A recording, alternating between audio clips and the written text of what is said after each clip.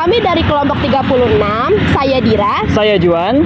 Pada video kali ini kami akan mempresentasikan proyek akhir mata kuliah berpikir komputasional yaitu Block Programming. Pada Block Programming kali ini kita membuat sebuah game yang bernama Catch the Fruit, di mana game ini akan menguji kecepatan reaksi para pengguna, di mana tingkat kesulitannya akan bertambah seiring waktu. Selamat menyaksikan. Dalam game ini, kita harus memperoleh skor setinggi mungkin, dan tentunya tingkat kesulitan akan bertambah seiring bertambahnya skor. Oke, langsung saja kita mulai. Kita klik start. Pada awalnya hanya buah apel saja yang jatuh. Nah, kita menggerakkan bowlnya menggunakan panah kanan dan kiri. Ketika skor mencapai 10, maka buah pisang baru muncul. Sekarang skor sudah mencapai 20 dan buah jeruk juga baru muncul dengan buah yang lainnya. Di sini kita diuji seberapa cepat tanggap kita.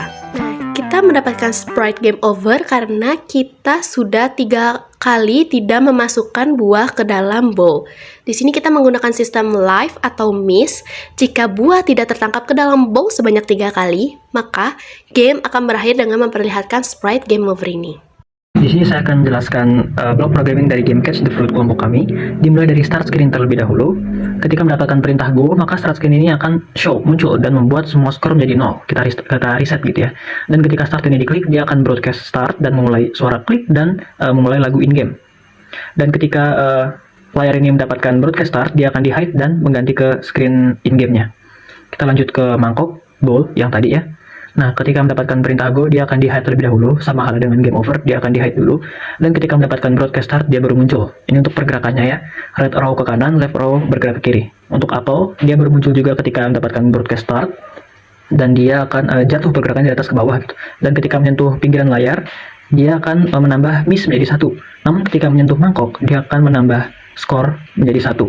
Seperti itu. Sama hal dengan pisang dan jeruk, programnya kurang lebih sama. Dan ketiga buah ini berputar ya, berotasi. Namun bedanya di sini pisang baru muncul ketika skor sama dengan 10, dia baru show. Begitu. Untuk jeruk dia baru muncul ketika skor sama dengan 20, dia baru di show seperti itu. Namun apa yang terjadi ketika ketiga buah ini meleset atau miss, dia akan muncul screen game over seperti ini.